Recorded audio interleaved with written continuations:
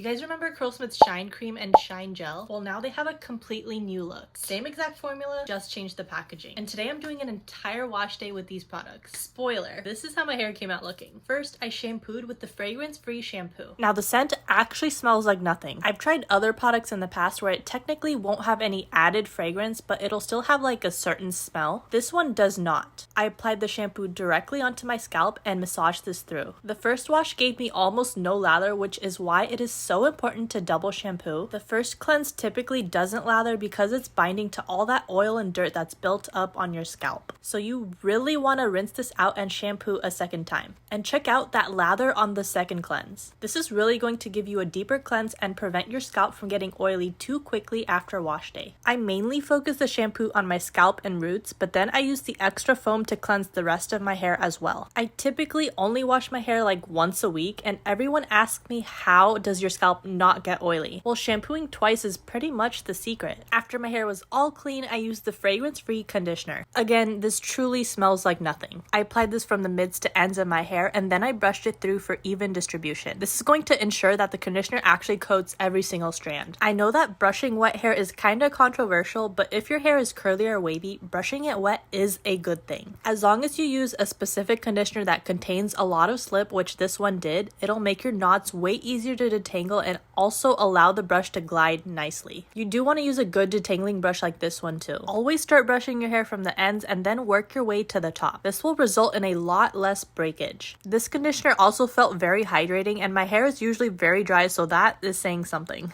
I left this in for about 5 to 10 minutes and then I rinsed it thoroughly. It brought back some much needed hydration and my waves started to spring back up. I then stepped out of the shower and began the styling process. Always make sure your hair is soaking wet during this step. As you can see, the water is literally dripping from my hair. This step is very important because water helps activate your products. I used just a tiny amount of the fragrance-free leave-in, which surprisingly had a lightweight consistency. When it comes to leave-in conditioners or creams, I always use a tiny amount because I have pretty fine hair that can't handle a ton of product. There's also so many creams out there that are designed for thicker curly hair, which never works out for me. However, I didn't feel like this cream weighed my hair down at all. I brushed this through my hair, which luckily was still pretty detangled from the shower. Then I gently encouraged the curl to form before scrunching. This is going to prevent any wonky or weird looking pieces from forming. Then I go ahead and scrunch, and you can see the clumps slowly starting to form. They are looking super defined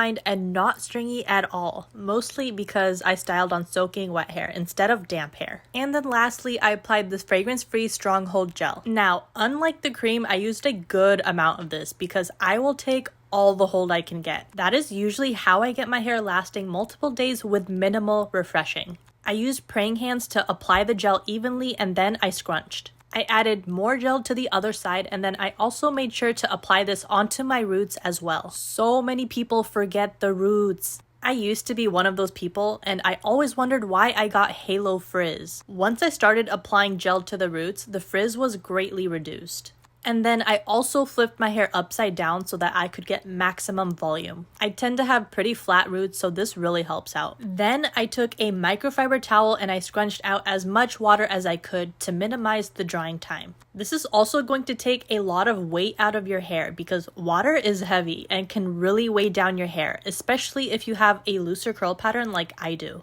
So it's really important to take that weight out of your hair as soon as you're done styling. If you feel like this step is removing too much product out of your hair, you can always take like a tiny bit more gel and smooth this on top. And then it's time to dry, my least favorite part. You can totally choose to air dry, but I like to diffuse for added volume and less frizz. My hair takes 8 hours to air dry, and I found that the longer my hair is wet, the more prone to frizz it gets. Your hair is typically in its most fragile state while it's wet, so things like laying on a pillow or even stepping outside with wet hair can really cause some damage. Now, because I used a Stronghold gel, it did a really good job holding my hair in place while I diffused, which is what's really going to minimize my frizz.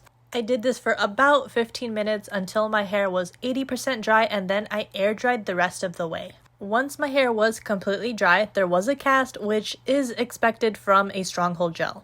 This again is a good thing. It gives me added definition, a less frizz, and stronger hold. I just rubbed a few drops of the Curlsmith bonding oil onto my palms, and then I scrunched for about 2 minutes until my hair felt soft.